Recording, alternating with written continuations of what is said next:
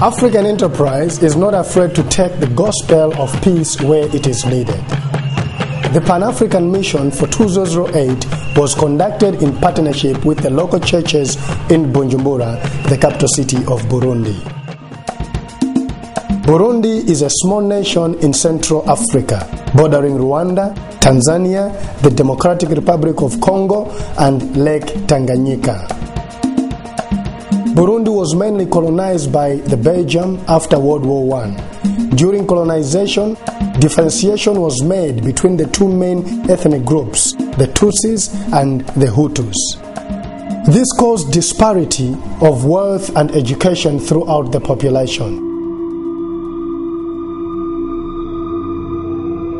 As a result of increasing tension between these two ethnic groups, the nation has suffered two violent civil conflicts since their independence from Belgium in 1962. African Enterprise began working in Burundi shortly after the civil war commenced in 1993. Fighting in Bujumbura continued up until April this year.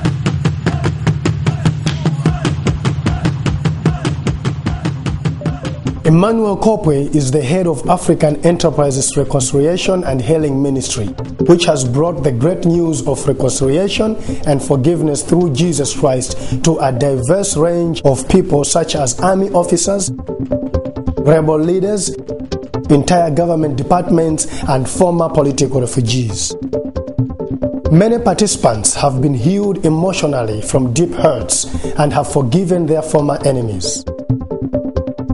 The Bujumbura for Christ mission sought to build upon the strong foundation of reconciliation. Local churches partnered with African Enterprise to see their city changed by the gospel of Jesus Christ. Morning seminars were conducted for over 200 pastors and elders, covering topics such as the call of the pastor, evangelism, servant leadership, discipleship, and marriage.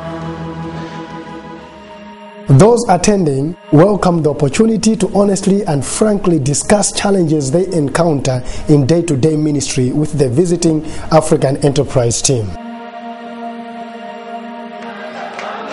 The anticipation and joy grew as pastors from various denominations met together as one body to learn more about their Lord and to confront issues affecting their city. Each afternoon, evangelistic rallies were held throughout the city. Such outdoor rallies were a new concept to the local church in many ways, as was working with other denominations. But local believers took the gospel to their city with great boldness and with the love of God. By the end of the week, many who were initially watching the event with suspicious curiosity began to join the joyful dancing of the choirs, and their hope for the future was renewed.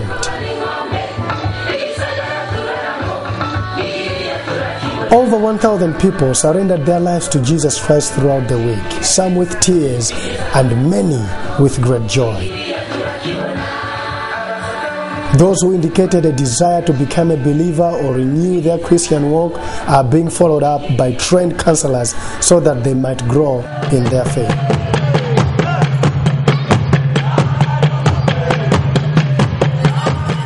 In conjunction with evangelism, African Enterprise conducted a social action project demonstrating the concern God also has for the people's physical needs.